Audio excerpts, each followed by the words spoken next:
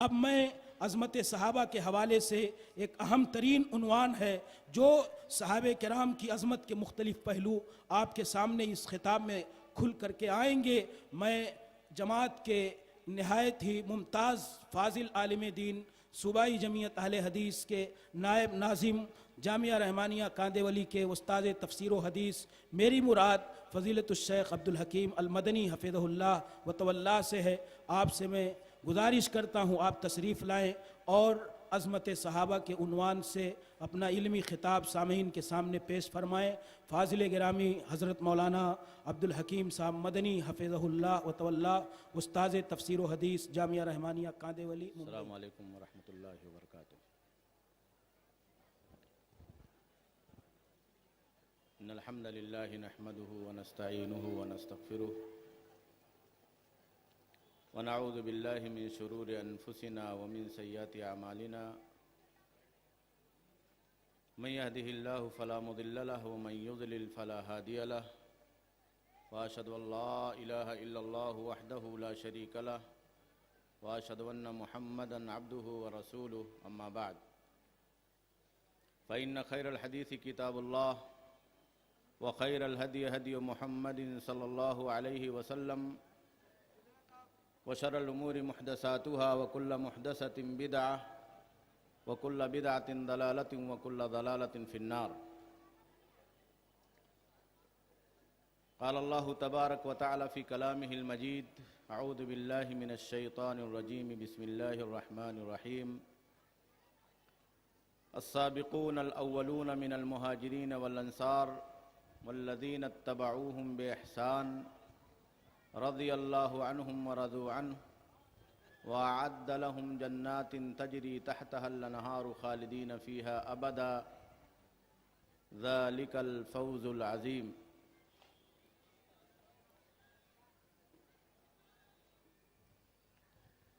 محترم علماء کرام، اسلامی دینی اور ملی بھائیوں، نوجوان دوستوں اور ساتھیوں،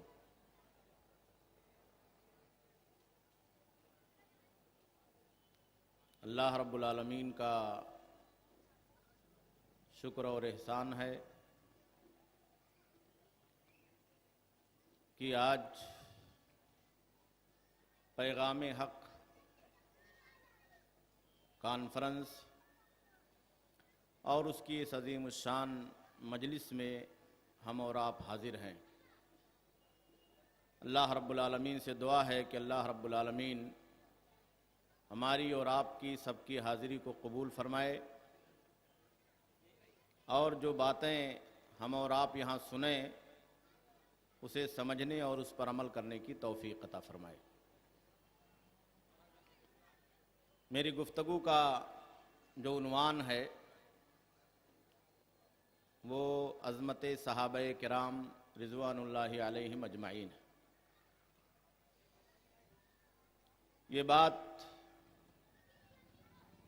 ہم میں سے ہر مسلمان جانتا ہے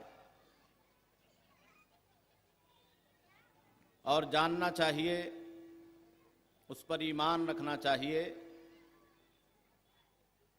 کہ حضرت آدم علیہ السلام سے لے کر اس کائنات کے آخری انسان تک جو قیامت تک اس روئے زمین پر پیدا ہوں گے، ان میں اللہ کی نگاہ میں سب سے معزز ہستیاں جو ہیں وہ انبیاء کرام کے بعد اللہ کے نبی جناب محمد رسول اللہ صلی اللہ علیہ وسلم کے وہ جانثار ساتھی ہیں جنہیں صحابی یا صحابہ کہا جاتا ہے۔ صحابی یا صحابہ کا ورڈ یہ عربی زبان کا لفظ ہے۔ عربی زبان میں صحابی کا معنی ہوتا ہے ساتھی، دوست، کمپینین اور متر۔ وہ آدمی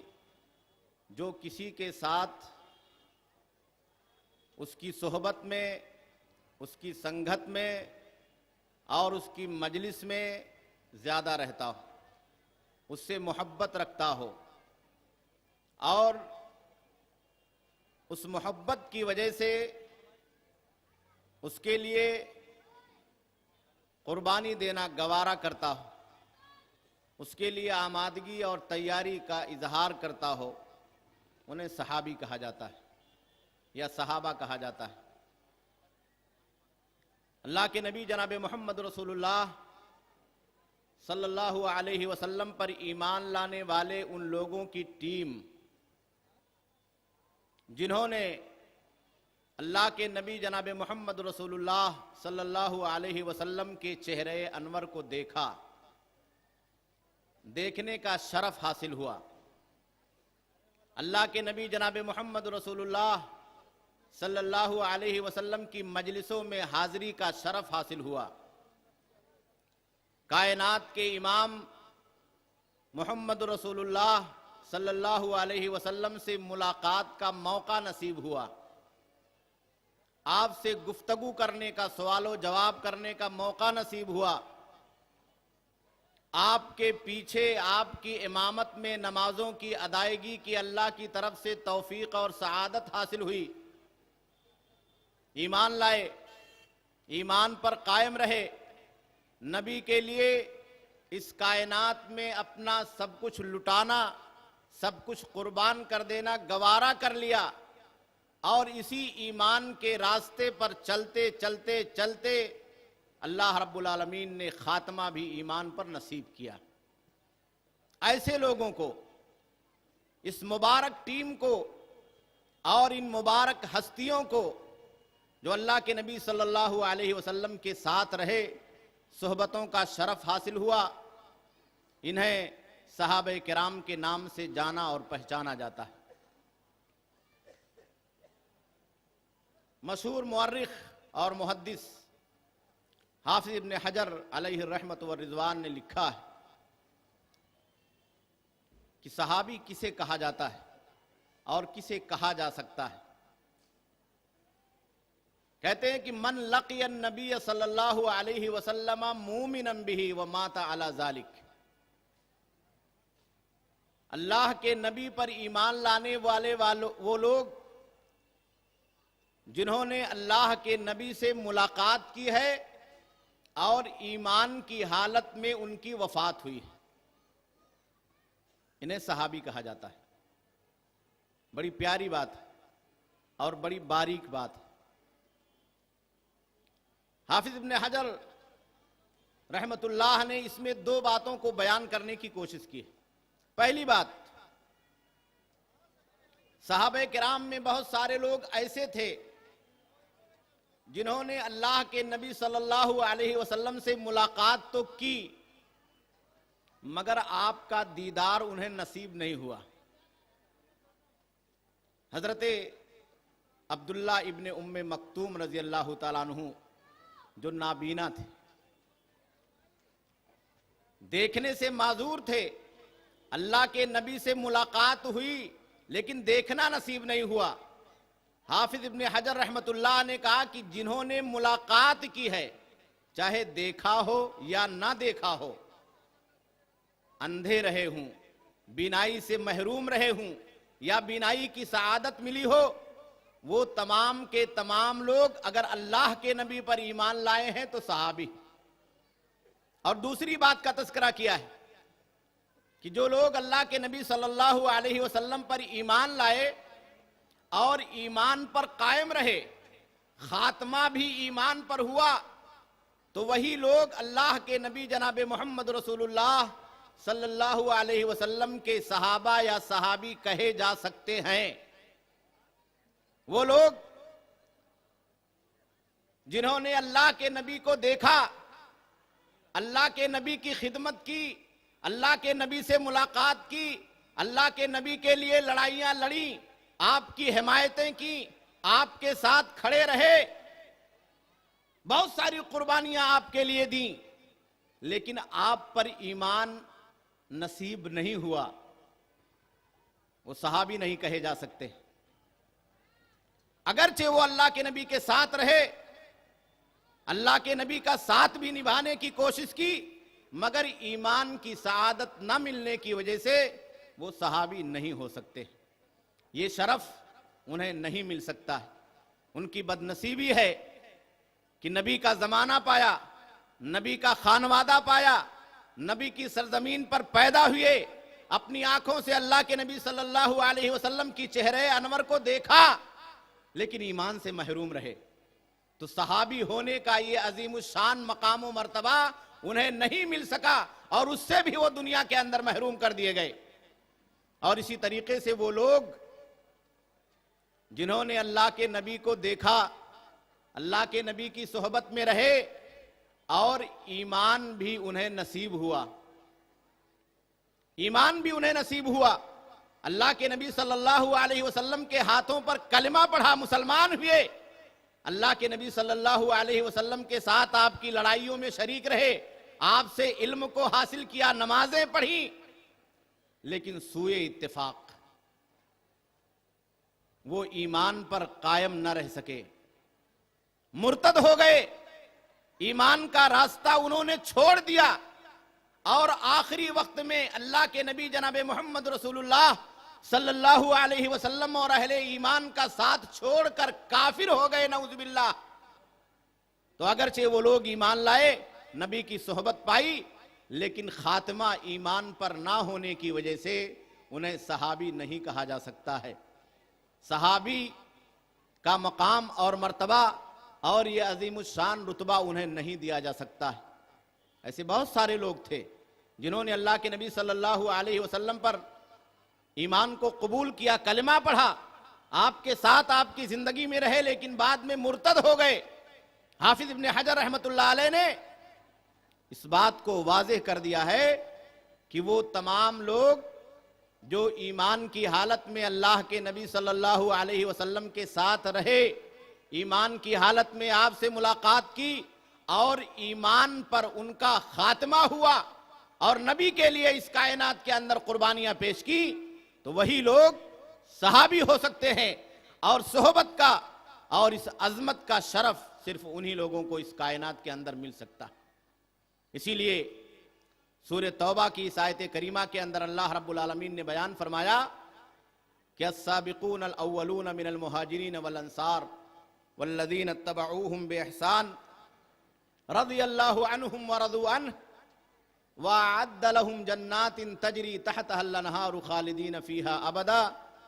ذَلِكَ الْفَوْزُ الْعَظِيمُ۔ کہا مہاجرین اور انصار میں سے وہ لوگ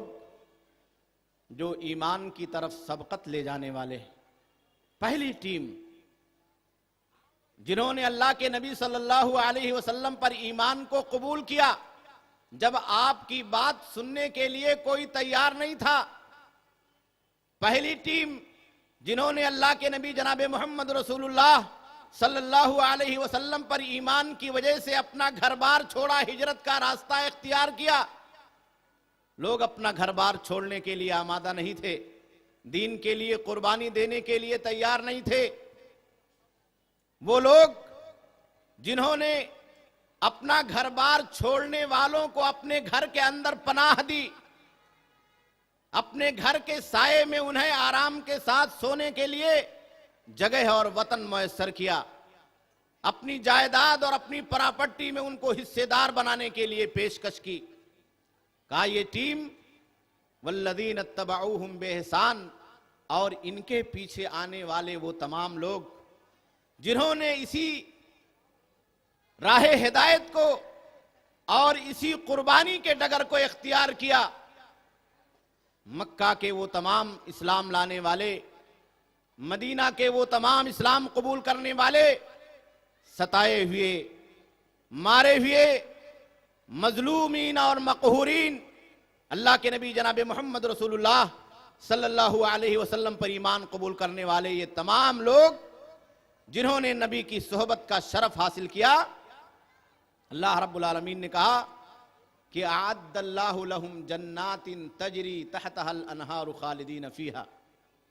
رضی اللہ عنہم ورضوا عنہ وعد لہم جنات تجری تحتها الانہار خالدین فیہا ابدا ذالک الفوز العظیم۔ کہا ان کے لیے دنیا میں 3 بشارتیں ہیں، ان کی قربانیاں اللہ کی نگاہ میں اتنی پسندیدہ ہوئیں کہ اسی دنیا میں اللہ رب العالمین نے اس ٹیم کو،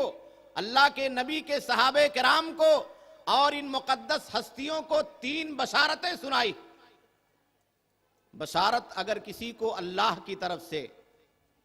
حضرت جبریل امین کے واسطے سے محمد رسول اللہ صلی اللہ علیہ وسلم کے زبان مبارک سے اس کائنات کے اندر نصیب ہو جائے تو اس سے بڑا خوش نصیب انسان کون ہے؟ اور یہ خوش نصیب ہستیاں صحابہ کرام ہیں، اللہ کے نبی جناب محمد رسول اللہ صلی اللہ علیہ وسلم پر ایمان لانے والے یہ گروہ مقدس اور اس قافلے سے جڑے ہوئے لوگ ہیں، جن کی عظمتوں کے لیے آج کی اس مجلس کو منعقد کیا گیا ہے۔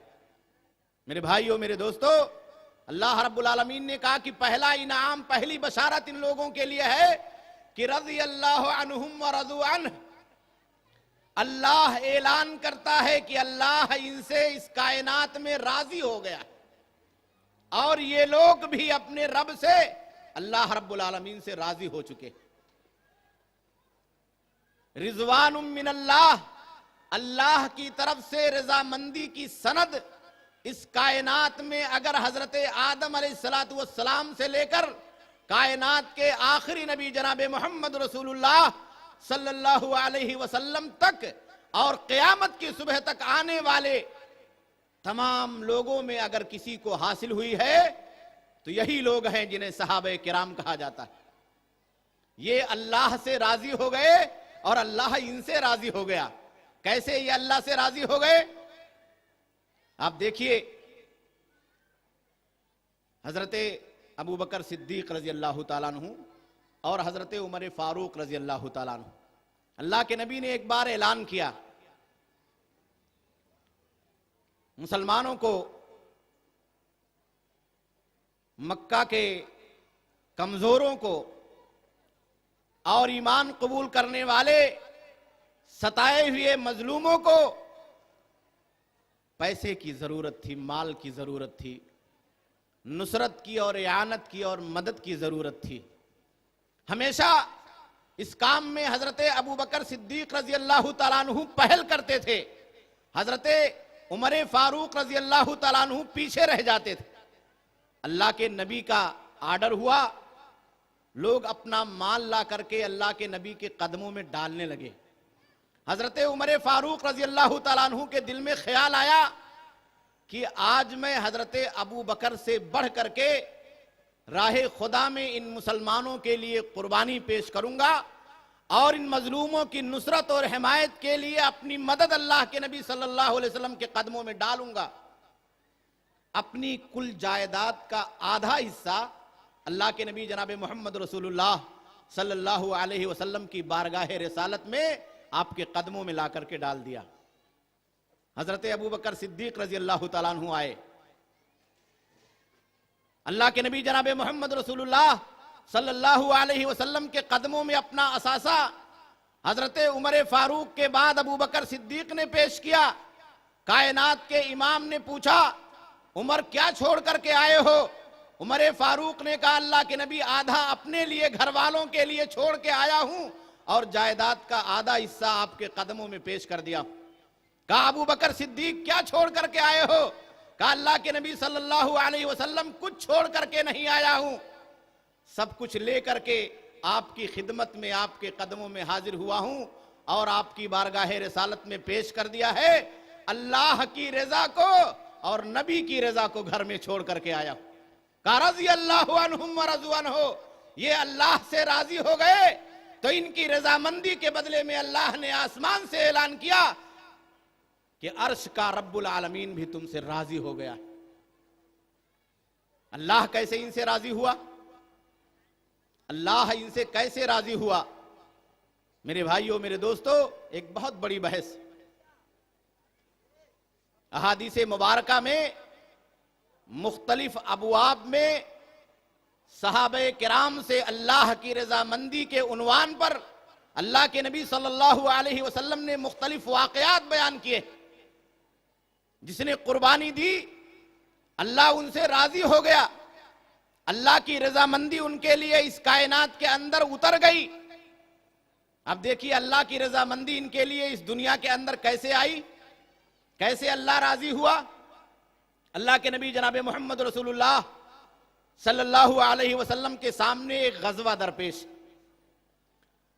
صحابہ کرام کو اللہ کے نبی صلی اللہ علیہ وسلم نے اس غزوے میں بھیج دیا. افراد کی کمی تھی. اللہ کے نبی صلی اللہ علیہ وسلم کا اعلان ہوا. حضرت حنظلہ رضی اللہ تعالیٰ عنہ ایک مشہور صحابی ہے, اپنے گھر میں اپنی بیوی کے ساتھ بستر پر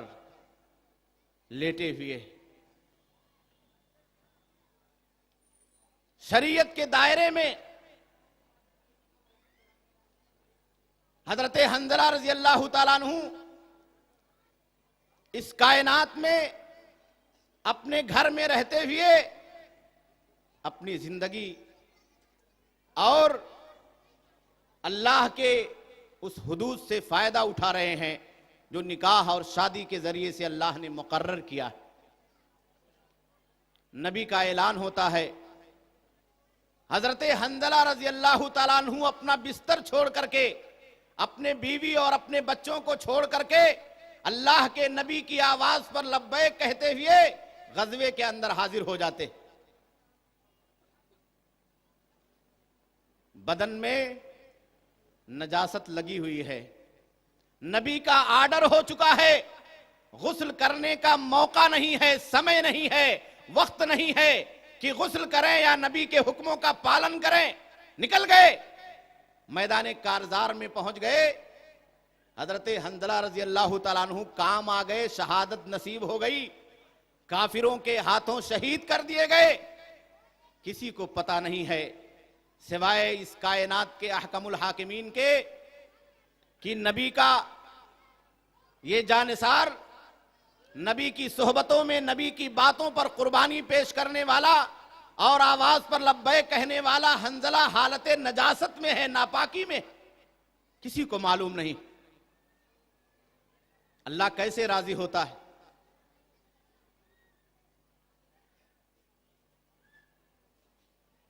صحابہ سوچتے ہیں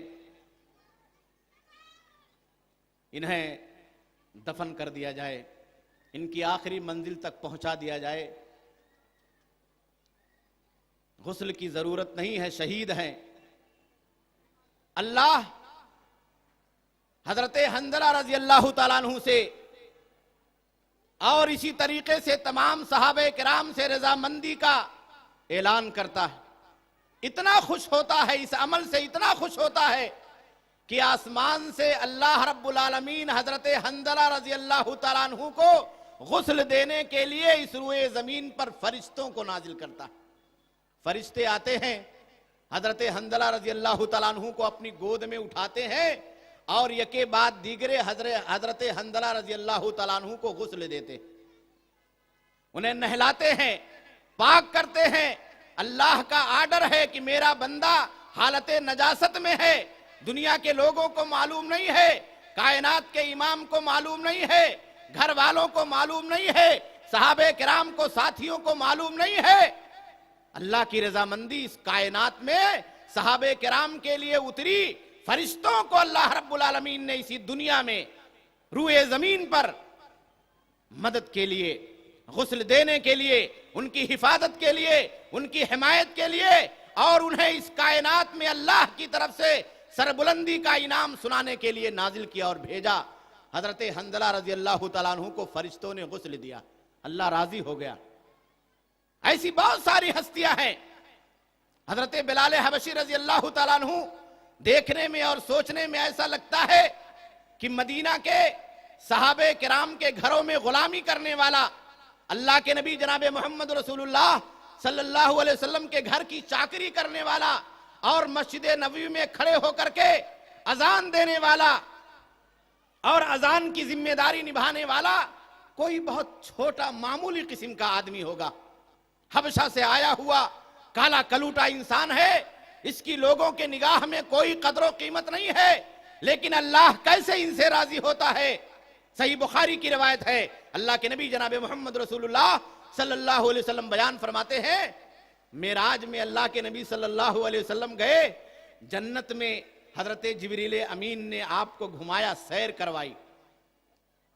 اللہ کے نبی صلی اللہ علیہ وسلم حضرت جبریل امین آگے آگے چل رہے ہیں اور نبی کائنات حضرت جبریل امین کے پیچھے چل رہے ہیں، جنت کی نہریں دیکھ رہے ہیں، اس کے باغات دیکھ رہے ہیں، اس میں جو محلات بنے ہوئے ہیں وہ اللہ کے نبی صلی اللہ علیہ وسلم کی نگاہوں کے سامنے نظر آتے۔ اللہ کے نبی صلی اللہ علیہ وسلم کے کانوں میں انہی بہتی ہوئی نہروں اور انہیں بنے ہوئے خوبصورت محلات کے درمیان ایک ایسے آدمی کے قدموں کی آہٹ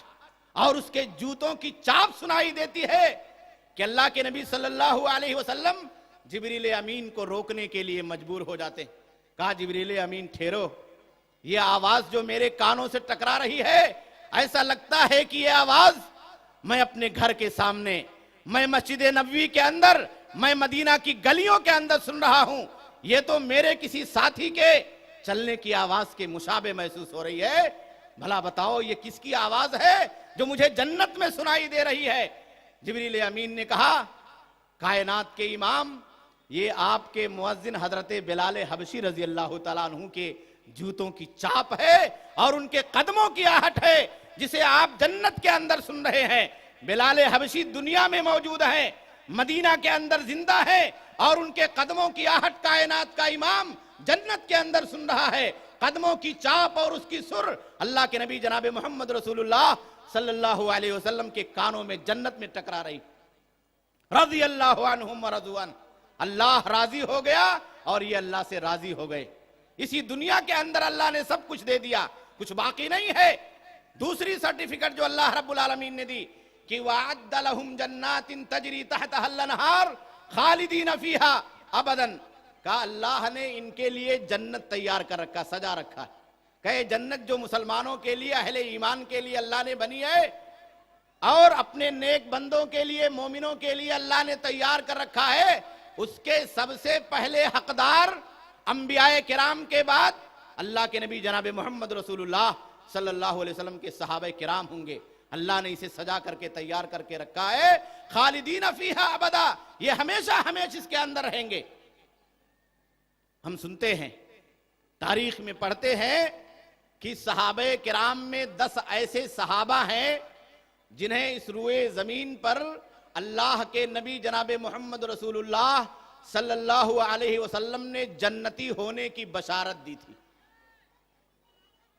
العشرۃ المبشرۃ بالجنہ یا المبشرون بالجنہ،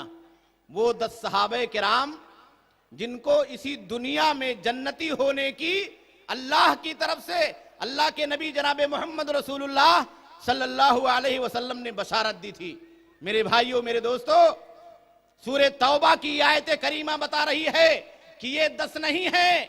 یہ وہ پوری ٹیم ہے جو اللہ کے نبی جناب محمد رسول اللہ صلی اللہ علیہ وسلم پر حضرت ابو بکر صدیق رضی اللہ تعالیٰ عنہ سے لے کر، حضرت علی رضی اللہ تعالیٰ عنہ سے لے کر، بلال حبشی سے لے کر اور حضرت خدیجہ رضی اللہ تعالیٰ عنہ سے لے کر کے ایمان لاتے ہوئے حضرت ابو الطفیل عامر ابن واصلہ اللیثی رضی اللہ تعالیٰ عنہ جو آخری صحابی ہیں، سن 110 ہجری کے اندر مدینہ میں وفات ہوئی ہے، یہ سارے کے سارے لوگ جنتی ہیں۔ قَعَدَّ لَهُمْ جَنَّاتٍ کا کوئی تفریق نہیں ہے، ان تمام کے لیے اللہ نے جنت کو تیار کر رکھا ہے اور جنت دینے کا اللہ نے وعدہ کر لیا۔ کیسے جنت ملی؟ اللہ کے نبی جناب محمد رسول اللہ صلی اللہ علیہ وسلم اسراء اور معراج میں گئے ہوئے، صحیح بخاری اور مسلم کی روایت ہے، اللہ کے نبی صلی اللہ علیہ وسلم کو جبریل امین سیر کروا رہے ہیں۔ آپ دیکھتے ہیں کہ جنت میں ایک خوبصورت نہر بہ رہی، اس نہر کے کنارے ایک خوبصورت سفید چمکتا ہوا دمکتا ہوا محل بنایا گیا۔ حدیث مبارک کے الفاظ ہیں القصر الابیض، ایک سفید محل، وائٹ ہاؤس اللہ کے نبی صلی اللہ علیہ وسلم نے جنت کے اس نہر کے ساحل پر اس کے کنارے پر دیکھا اور دیکھا کہ ایک خوبصورت حسین دوپٹہ اوڑھے ہوئے عورت اس جنت کے بالا خانے سے اتر کر کے، اس وائٹ ہاؤس سے اتر کر کے اس نہر سے پانی نکالتی ہے اور نہر کے دروازے پر بیٹھ کر کے وضو کرتی۔ اللہ کے نبی کو بہت تعجب ہوا، بڑی حسرت ہوئی، بڑی تمنا ہوئی کہ یہ گھر بہت خوبصورت ہے، یہ وائٹ ہاؤس، یہ قصر ابیض بہت عمدہ ہے۔ نگاہوں میں جمنے لگا، جبریل امین کو روکا، کہا جبریل امین یہ جو خوبصورت قصر ابیض وائٹ ہاؤس رب العالمین نے بنایا ہے، اس کی رجسٹری کس کے نام سے، 7/12 کس کے نام سے، بینامہ کس کے نام سے، یہ عورت وضو کر رہی ہے، یہ کس کی عورت ہے؟ اس گھر کے سامنے یہ کھنکھناتی ہوئی نہر بہ رہی ہے، اور یہاں پر جو خوشبوؤں میں بسی ہوئی فضا ہے اور اس محل کو معطر کر رہی ہے، یہ اللہ نے کس کو دیا ہے اور کس کو دے گا؟ حضرت جبریل امین نے کہا اللہ کے نبی صلی اللہ علیہ وسلم، یہ آپ پر ایمان لانے والے آپ کے صحابی حضرت عمر فاروق رضی اللہ تعالیٰ عنہ کا محل ہے۔ حضرت عمر فاروق بڑے جلالی آدمی تھے۔ اللہ کے نبی نے دل میں سوچا کہ جبریل امین سے کہوں کہ اس محل کی چابی لاؤ اور اس کا دروازہ کھولو، باہر سے بہت خوبصورت ہے، اندر سے دیکھو کتنا خوبصورت ہے، اس میں کتنی موتیاں ہیں، کتنے ہیرے ہیں، کتنے سونے کی اینٹیں ہیں، کتنی چاندی کی اینٹیں ہیں۔ اللہ کے نبی نے کہا کہ جب حضرت عمر کو سوچا تو ڈر گیا، کہا دنیا میں اگر جاؤں حضرت عمر سے بیان کروں تو کہیں حضرت عمر یہ نہ کہیں کہ آپ نے میرے محل کا دروازہ میری اجازت کے بغیر کیوں کھولا۔ اللہ کے نبی اسرا سے لوٹ کر آئے، معراج سے آئے، حضرت عمر کو کہا عمر خوش ہو جاؤ، اللہ نے تمہارے لیے جنت میں گھر بنایا ہے، جنت کی بشارت دی ہے، تم اس روئے زمین پر اللہ کی طرف سے جنت کے سرٹیفکیٹ یافتہ آدمی ہو، اور تمہارا جو محل ہے میں نے دیکھا ہے۔ حضرت عمر نے کہا اللہ کے نبی صلی اللہ علیہ وسلم اس کے اندر کیوں آپ نہیں گئے؟ اللہ کے نبی نے کہا عمر تمہاری غیرت یاد آ گئی۔ حضرت عمر رونے لگے، کہا اللہ کے نبی صلی اللہ علیہ وسلم یہ میری غیرت آپ کے خلاف نہیں ہے، یہ آپ کے لیے ہے، آپ کے اوپر جو آنکھیں اٹھاتا ہے، آپ کے اوپر جو غلط زبان کھولنے کی کوشش کرتا ہے تو عمر کی تلوار میان سے نکل جاتی ہے۔ اللہ کے نبی میں آپ کے خلاف کچھ نہیں کر سکتا ہوں، اگر آپ اس گھر میں گئے ہوتے، اس کا نقشہ آپ نے دیکھا ہوتا اور مجھے بتایا ہوتا تو کاش کی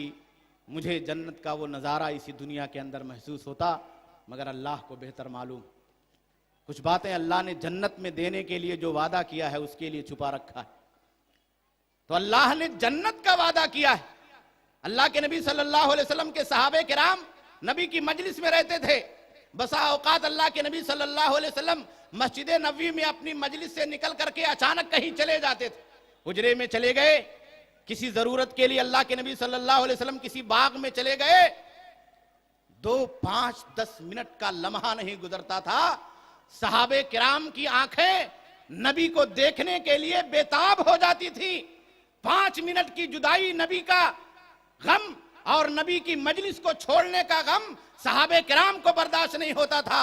حضرت ابو موسیٰ اشعری رضی اللہ تعالیٰ عنہ بیان کرتے ہیں، صحیح بخاری اور مسلم کی روایت ہے کہ اللہ کے نبی صلی اللہ علیہ وسلم ایک دفعہ مسجد نبوی میں بیٹھے ہوئے تھے، ابو بکر ہیں، عمر فاروق ہیں، عثمان غنی ہیں، صحابہ کرام کی ایک ٹیم ہے بیٹھی ہوئی ہے، سب نبی کا درس سن رہے ہیں۔ اللہ کے نبی اچانک اٹھے، حضرت ابو موسیٰ اشعری رضی اللہ تعالیٰ عنہ کو بلایا اور چپکے سے کہیں چلے گئے، صحابہ سے کہا انتظار کرو میں آتا ہوں۔ حضرت ابو موسیٰ اشعری رضی اللہ تعالیٰ عنہ کو لے کر کے مدینہ کے ایک باغ میں گئے، دروازہ کھلایا، اس باغ کے اندر داخل ہوئے، ایک کنواں تھا، ابو موسیٰ اشعری سے کہا کہ اس کنویں کی مڈیر پر بیٹھو، اور خود اللہ کے نبی صلی اللہ علیہ وسلم بیٹھ گئے۔ 2 4 منٹ کا لمحہ نہیں گزرا، صحابہ بےتاب ہونے لگے، نبی محترم کہاں گئے؟ ابھی نہیں آئے، کب آئیں گے؟ اس مجلس کے اندر آپ کو دیکھنے کا موقع کب ملے گا؟ ہماری نگاہوں کو دیدار کب نصیب ہوگا؟ جدائی کا وقت بہت زیادہ ہو گیا، ٹائم بہت زیادہ ہو گیا، ہم انتظار نہیں کر سکتے ہیں۔ اس کائنات میں نبی کی تلاش میں سب سے پہلے نکلنے والا، نبی کی تلاش میں سب سے پہلے نکلنے والا جو شخص ہوتا تھا وہ حضرت ابو بکر صدیق ہوتا تھا. حضرت ابو بکر صدیق اٹھے, برداشت نہیں کر سکے, 5-7 منٹ کی جدائی کو اللہ کے نبی کو تلاش کرنے کے لیے نکل گئے. کہاں گئے؟ باہر پوچھا تو کسی نے راستہ بتایا, کیا ایسے گئے؟ آگے گیا, پوچھا, راستہ بتایا, کہا اس باغ میں اللہ کے نبی گئے ہیں. اس باغ کے دروازے پر کھڑے ہو کر کے دستک دینے لگے. اللہ کے نبی جناب محمد رسول اللہ صلی اللہ علیہ وسلم نے حضرت ابو موسیٰ اشعری رضی اللہ تعالیٰ عنہ سے کہا کہ جاؤ, وہ آدمی جو باغ کے دروازے پر کھڑے ہو کر کے دستک دے رہا ہے, افتح لہو, باغ کا دروازہ کھول دو, وبشرہ بالجنہ, اور اسے جنتی ہونے کی بشارت سنا دو. حضرت ابو موسیٰ اشعری رضی اللہ تعالیٰ عنہ نے اپنا کپڑا سنبھالا, سوچنے لگے کہ شاید یہ بشارت آنے والے سے پہلے اس باغ کے اندر جو نبی کے ساتھ پہلے سے ہی آ چکا ہے اور داخل ہو چکا ہے اسے مل جاتا تو اچھا رہتا. مگر اللہ کے نبی کا فیصلہ تھا. ابو موسیٰ اشعری آئے, دروازہ کھولا,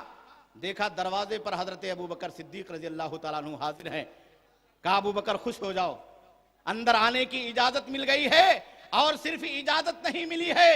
کائنات کے امام نے آپ کے جنتی ہونے کی سرٹیفکیٹ مجھے دی ہے اور بشارت دی ہے, خوش ہو جاؤ, تم جنتی انسان ہو. حضرت ابو بکر صدیق رضی اللہ تعالیٰ عنہ بھاگے ہوئے آئے, اللہ کے نبی کے چہرے انور کو دیکھا, تب جا کر کے پیاس بجھی, تب جا کر کے پیاس بجھی, تسلی ہوئی. نبی کی تلاش میں نکلے تھے, نگاہوں نے جب نبی کی آنکھوں کو پا لیا, تب ابو بکر صدیق رضی اللہ تعالیٰ عنہ کو اطمینان و سکون نصیب ہوا. اللہ کے نبی نے کہا میرے دائیں طرف بیٹھ جاؤ. حضرت ابو بکر صدیق رضی اللہ تعالیٰ عنہ دائیں طرف بیٹھے. دوسری شخصیت جو اللہ کے نبی صلی اللہ علیہ وسلم کو تلاش کرنے کے لیے اور آپ کی جدائی کو اس کائنات میں ایک لمحہ بھی اپنے لیے گوارا نہیں کرتی تھی, وہ حضرت عمر فاروق رضی اللہ تعالیٰ عنہ کی ہوتی تھی. وہ بھی نکلے, تلاش کرتے کرتے باغ کے دروازے پر پہنچے, کھٹکھٹانے لگے. اللہ کے نبی صلی اللہ علیہ وسلم نے کہا جاؤ, افتح لہو وبشرہ بالجنہ. ابو موسیٰ اشعری, یہ جو دروازہ کھٹکھٹا رہا ہے, باغ کا دروازہ کھول دو اور اس کو بھی یہ انعام سنا دو, خوشخبری سنا دو کہ تم بھی جنتی. اسی دنیا میں میرے بھائی, میں آخرت کی بات نہیں کر رہا ہوں, آسمان کی بات نہیں کر رہا ہوں, اسی زمین کی بات کر رہا ہوں. مدینہ کے باغ میں کائنات کا امام بیٹھا ہوا ہے, وہ معزز ہستیاں جنہوں نے اپنا سب کچھ اسلام کے لیے, ایمان کے لیے, صحابہ کرام کے لیے, مظلوموں کے لیے, اسلام کی دعوت کے لیے, اللہ کے کلمے کے لیے اور اس دین کو دنیا میں پھیلانے کے لیے قربان کر دیا. نبی اسی دنیا کے اندر انہیں بشارتیں دے رہے. کہا وبشرہ بالجنہ, جنت کی بشارت دے دو. ابو موسیٰ اشعری نے دروازہ کھولا, دیکھا عمر فاروق سراپا کھڑے ہوئے. کہا اللہ کے نبی اندر موجود ہے. کہا اللہ کے نبی اندر موجود ہے, آپ کو آنے کی اجازت دی ہے اور خوش ہو جاؤ, جنت میں جانے کی نبی نے بشارت پہنچائی. حضرت عمر فاروق آئے, اللہ کے نبی کے چہرے کو دیکھ لیا, تب جا کر کے تسلی ہوئی, اطمینان ہوا. اللہ کے نبی نے کہا میرے بائیں طرف بیٹھ جاؤ. داہنے طرف ابو بکر بیٹھ گئے, بائیں طرف حضرت عمر فاروق رضی اللہ تعالیٰ عنہ بیٹھ گئے. پھر ایک تیسرا آدمی آیا, بھاگے ہوئے مسجد نبوی سے اللہ کے نبی کی تلاش میں. 2-5 منٹ کے بعد سب بھاگ رہے ہیں, تلاش میں سرگردہ ہیں, حیران ہیں. اللہ کے نبی صلی اللہ علیہ وسلم نے کہا جاؤ, افتح لہو وبشرہ بالجنہ الا بلوا ستصیبہ. کہا جاؤ, یہ جو تیسرا آدمی ہے اس کے لیے بھی دروازہ کھول دو, لیکن اسے جنت کی بشارت سنا دو ایک ایسی مصیبت پر جو اسے دنیا کے اندر پہنچنے والی. حضرت ابو موسیٰ اشعری رضی اللہ تعالیٰ عنہ سرگردہ. کہا یہ آدمی کون ہوگا, کس کی نگاہیں ہوں گی, کون سراپا اپنے وجود کو لے کر کے باغ کے دروازے کے سامنے کھڑا ہوا ہوگا. گئے, دروازہ کھولا تو دیکھا حضرت عثمان غنی رضی اللہ تعالیٰ عنہ. کہا نبی نے اندر آنے کی اجازت دی ہے اور آپ کو جنتی ہونے کی بشارت دی ہے, لیکن آپ کو جنت ملے گی ایک ایسی مصیبت پر جو اس کائنات میں پہنچے گی. نبی کی پیشین گوئی تھی. آپ جانتے ہیں حضرت عثمان غنی رضی اللہ تعالیٰ عنہ کو بلوائیوں نے اس دنیا کے اندر ان کے محل میں دارالخلافہ میں چاروں طرف سے محاصرہ کر کے نماز کی حالت میں قرآن کی تلاوت کی حالت میں ان کے گھر کا پانی بند کر کے، ان کے گھر کا راشن اور کھانا بند کر کے اسی میں شہید کر دیا اور قتل کر دیا۔ اللہ کے نبی صلی اللہ علیہ وسلم کی پیشین گوئی صادق آ گئی۔ اسی دنیا کے اندر اللہ رب العالمین نے صحابہ کرام کو جنت کی بشارت دی، اور تیسری بشارت قرآن مجید نے صحابہ کرام کو دی کہ ذالک الفوز العظیم، کہ یہ بہت بڑی کامیابی ہے جو اللہ رب العالمین نے اس دنیا کے اندر صحابہ کرام کو عطا کی۔ صحابہ کرام کو اسی دنیا کے اندر کامیابی ملی۔ آپ جانتے ہیں کتنا بڑا رقبہ مکہ اور مدینہ کے علاوہ صحابہ کرام نے فتح کیا۔ اللہ کے نبی اس دنیا سے چلے گئے، بیت المال میں سونے، چاندی، کھجور، گیہوں،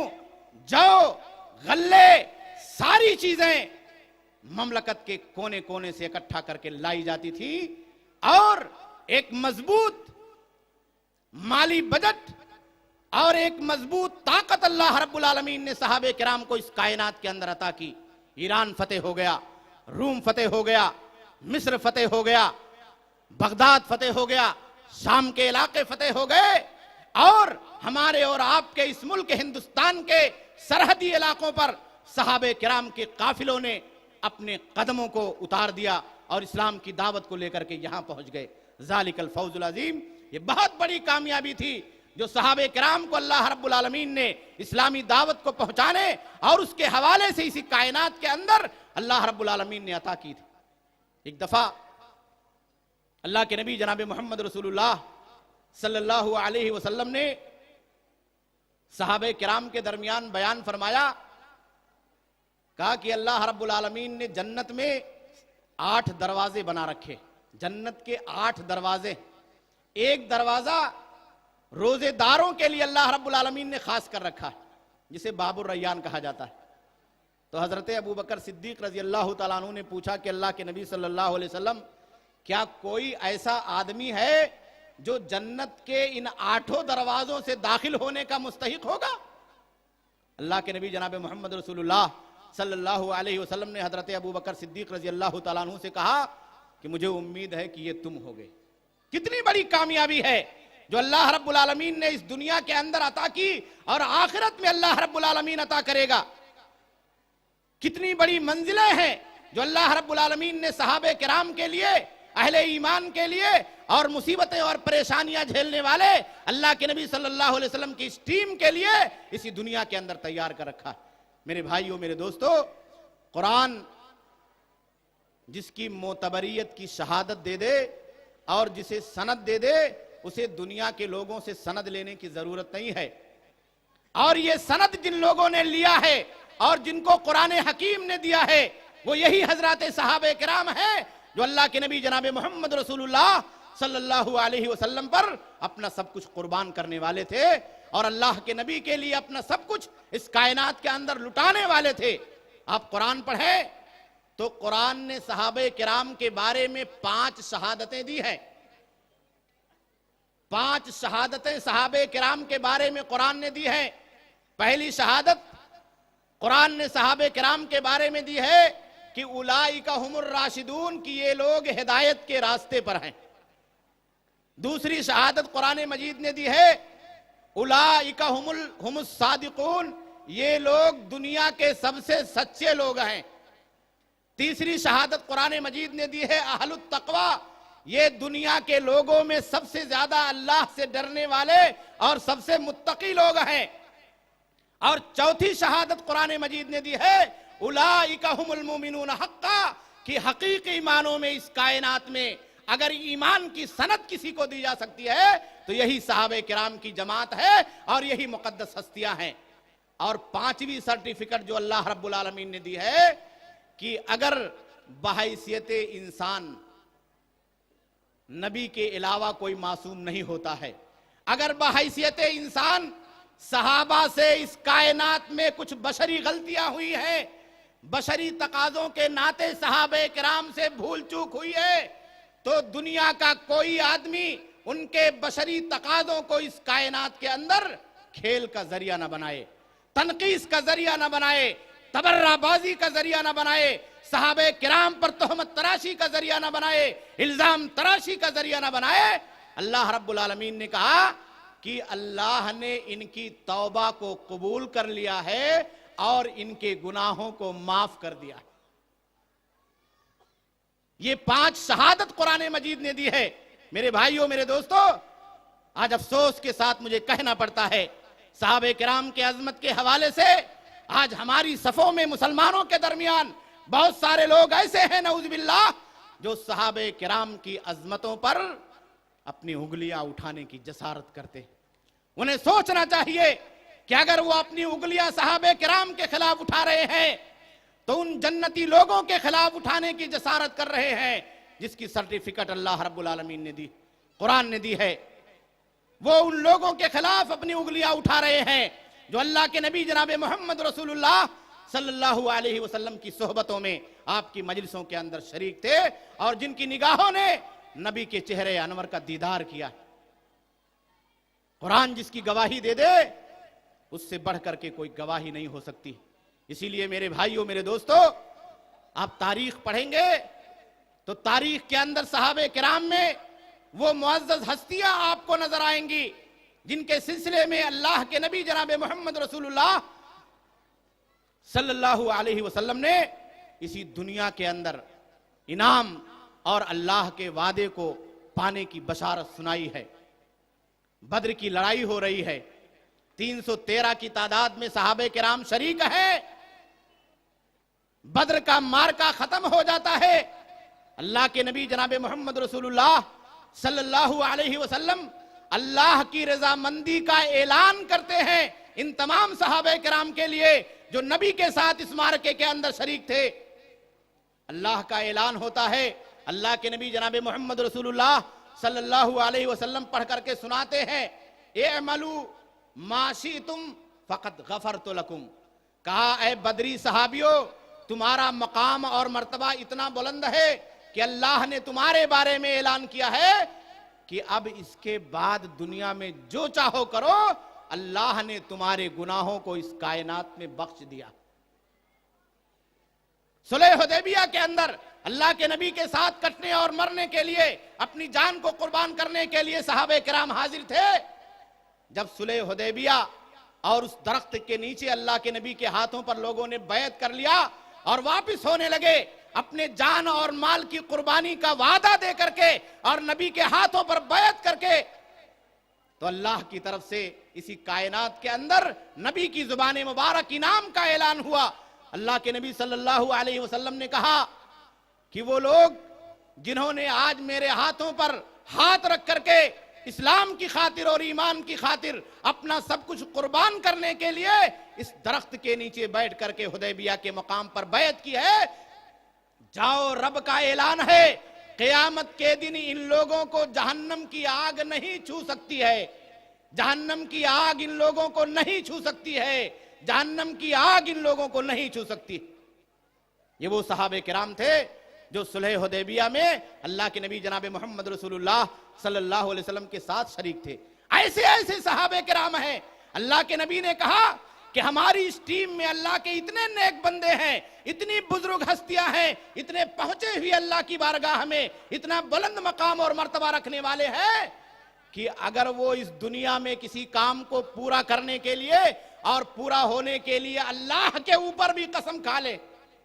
اللہ کے اوپر کوئی قسم نہیں کھا سکتا ہے، کہا کہ اگر وہ اللہ کے اوپر بھی قسم کھا لے تو اللہ ان کے ایمان اور نیکیوں کی لاج رکھتے ہوئے ان کی اس قسم کو اس دنیا کے اندر پورا کر دیتا ہے۔ حضرت عمر ابن جموح رضی اللہ تعالیٰ عنہ ہے، ایک دفعہ انہوں نے قسم کھا لی، ان کی بہن کا مسئلہ تھا،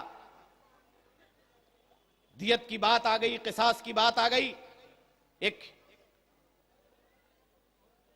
لڑکی کے دانت کو انہوں نے توڑ دیا تھا۔ اللہ کے نبی کی بارگاہ میں پہنچے، اللہ کے نبی نے کہا کہ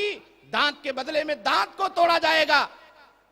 صحابی آئے، اتنے نیک تھے، کہا اللہ کی قسم ہے میری بہن کے دانت کو نہیں توڑا جائے گا۔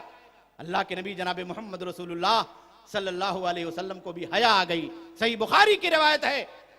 قسم کھا لیا تو اللہ نے ایسی تدبیر لگا دی